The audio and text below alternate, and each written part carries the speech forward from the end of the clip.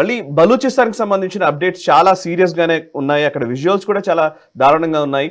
And doctor మహరంగ్ Baloch ఎవరైతే Baloch యాగ్జెటీ committee BYCని organise చేస్తున్నారో arrest చేశారు. ఆ అరెస్ట్ చేసిన అంశం గురించి మనం మాట్లాడుతూనే ఉన్నాం. ఈవెన్ కొన్ని స్టోరీస్ కూడా చేశాం నేషనల్ స్టబ్ లో. సో మహరంగ్ బలూచ్ సోదరి ఆమెని జైల్లో హింసకు గురి చేస్తూ ఉన్నారు. ఆమెకు అన్హైజీనిక్ ఫుడ్ పెడుతూ ఉన్నారు. చాలా దారుణంగా వ్యవహరిస్తున్నారు. ఆమె ప్రాణానికే ప్రమాదం ఉంది అంటూ కూడా ఆమె వ్యాఖ్యానిస్తూ ఉన్నారు. సో మహరంగ్ బలూచ్ ని అరెస్ట్ చేయడము అక్కడ ఉన్నటువంటి బలూచిస్తాన్కి సంబంధించిన ఒక డెమోక్రటిక్ మూవ్మెంట్ లాగానే ఆమె బలూచ్ అక్కడ వర్క్ చేస్తూ ఉన్నారు. సో ఓవరాల్ గా బలూచిస్తాన్ లో ఉన్న పరిస్థితి ఏంటి, మహరంగ్ బలూచ్ అరెస్ట్ తర్వాత పరిణామాలు ఏంటి ఒకవైపు, ఇంకొక వైపు ఏమో బలూచిస్తాన్కి సంబంధించి బలూచ్ రాజీ ఆజోయ్ సంగార్ BRAS ఏదైతే ఆర్గనైజేషన్ ఉందో వాళ్ళు డైరెక్ట్ గా క్లెయిమ్ చేసుకుంటున్నారు 48 organised and coordinated attacks Pakistani military పైన, ఫోర్సెస్ పైన దాడులు చేసినట్టుగా చెప్తున్నారు. ఆల్మోస్ట్ బలూచిస్తాన్ లో మ్యాప్ కూడా చూస్తూ ఉంటే అన్ని ఏరియాస్ లో ఈ దాడులు జరుగుతున్నట్టుగానే కనబడుతోంది. సో బలూచ్ లోని డెవలప్మెంట్స్ ఏంటి ఒకసారి చెప్తారా? మనకు మహరాంగ్ బలూచ్ అరెస్ట్ కంటే ముందర జరిగిన కొన్ని పరిణామాలు మనం తెలుసుకుంటే ఇది ఎందుకు జరిగింది, ఇది పాకిస్తాన్ ప్రభుత్వం ఎలా ప్రవర్తిస్తోంది మనకు అర్థమవుతుంది. ఎక్స్ప్రెస్ ని వీళ్ళు హైజాక్ చేసి రమారమి 200-250 మందిని వాళ్ళు చంపిన తర్వాత బలూచి లిబరేషన్ ఆర్మీ దానికి సమాధానాలు కోరుతున్నారు అందరూ. కాబట్టి వీళ్ళు ఏం చేయాలి, ఆల్ పార్టీ మీటింగ్ ఒకటి పెట్టుకుందామని వాళ్ళు అనుకున్నారు. ఆల్ పార్టీ మీటింగ్ పెడదాం అనుకున్నప్పుడు బలూచి పార్టీలు ఎవరు మేము రావడానికి సిద్ధంగా లేవన్నారు వాళ్ళు. తర్వాత PTI దాన్ని బాయ్కాట్ చేసి, సో ఇలా ఇంకా చిన్న చిన్న పార్టీలు 2-3 మేము రామన్నారు. దాంతో ఆల్ పార్టీ మీటింగ్ అన్నది మళ్ళీ వీళ్ళిద్దరు ప్రభుత్వంలో ఉన్న 2 పార్టీలు PPP, నవాజ్ పార్టీ, PMLN వీళ్ళిద్దరు కూర్చుంటే కానీ ఆల్ పార్టీ మీటింగ్ ఎలా అవుతుందో. కాబట్టి దాన్ని తీసేసి దానికి భిన్నంగా వాళ్ళు ఏం చేశారంటే నేషనల్ సెక్యూరిటీ కమిటీ ఒకటి పెట్టుకుంది. దాని మీటింగ్ లో వీళ్ళు వచ్చిన వాళ్ళు అంటే కొంతమంది వచ్చారు, కూర్చున్నారు. దాంట్లో అసీం మునీర్ కూడా వచ్చారు, వాళ్ళ ఆర్మీ చీఫ్. ఇప్పుడు ఆర్మీ చీఫ్ ఫెయిల్యూర్ కదా, ఇది complete army chief failure, intelligence failure. ఆ దేశంలో మొత్తం ఇంటెలిజెన్స్ మిలిటరీ అంతా ఆయన అధీనంలో ఉంది. ఇన్ఫాక్ట్ ఫారెన్ పాలసీలో కూడా ఎన్నో దేశాలు వాళ్ళ ప్రభుత్వం అధీనంలో లేవు. భారతదేశానికి ఎటువంటి సంబంధాలు ఉండాలనేది ఆర్మీ డిసైడ్ చేస్తుంది. అలాగే Saudi Arabia, UAE, USA, UK, Afghanistan, Iran ఇటువంటి చైనా ఇటువంటి కీలకమైన దేశాలతో ఎటువంటి సంబంధాలు ఉండాలో అది వాళ్ళ ఆర్మీ చీఫ్ నిర్ణయిస్తారు.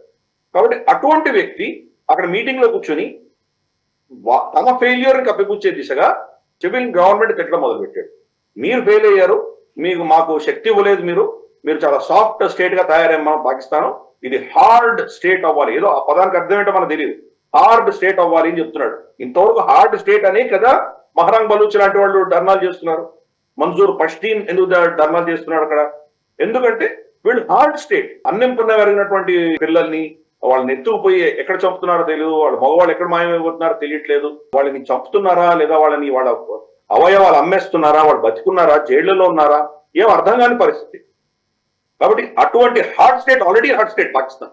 కానీ అసీం మునీర్ వచ్చి మాకు శక్తి లేవు, మాకు పవర్స్ లేవు, మేము హార్డ్ స్టేట్ అవ్వాలి అని చెప్పేసి ఒక స్టేట్మెంట్ ఇచ్చాడు. అది ఇచ్చిన 2-3 రోజుల్లోనే డాక్టర్ మహరాంగ్ బలోచ్ని అరెస్ట్ చేసింది.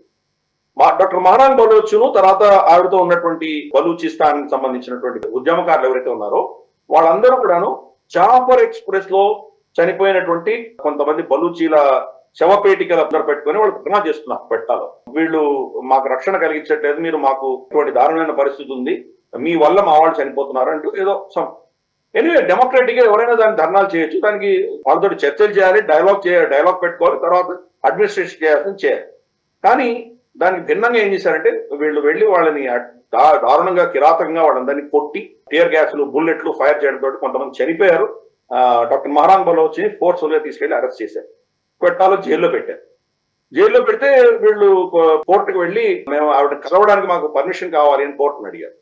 కోర్టు పర్మిషన్ ఇచ్చింది, మీరు వెళ్ళి కలవండి, వారానికి ఒకసారి వెళ్ళి కలవచ్చు అనేది చెప్పారు.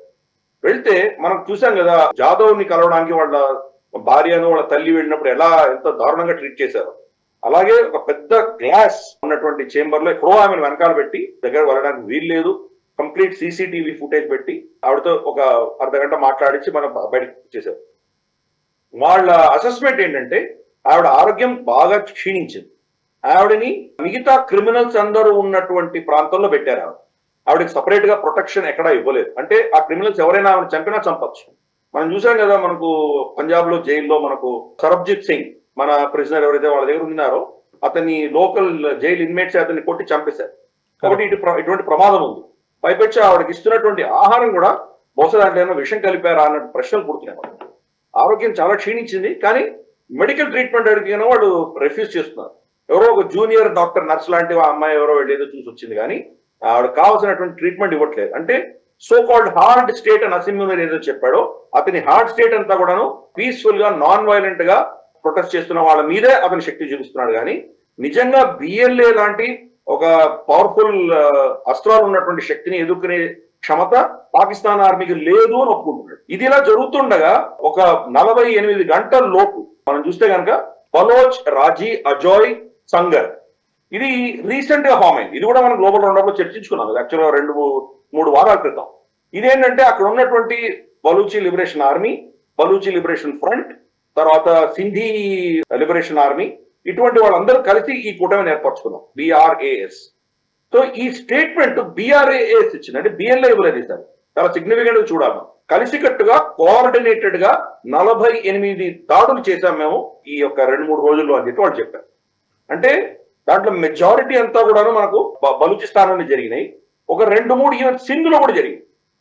ఎంత విస్తృతంగా ఉన్నాయంటే ఉత్తర బలూచిస్తాన్ తీసుకొని దక్షిణ బలూచిస్తాన్ దాకా ఆల్మోస్ట్ ప్రతి ఊరు, క్వెట్టా, తర్వాత మనకు గ్వాదర్, తుర్బట్, పంజ్గూర్, హేరన్, సిబి, నాష్కి, కలాత్, ముష్టాన్, కోల్పూర్, బోలాన్, అసలు ఎక్కడ వదిలిపెట్టలేదు. ఆల్ మేజర్ సిటీస్ మొత్తం అన్ని ఊళ్ళో కూడా దాడి జరిగింది.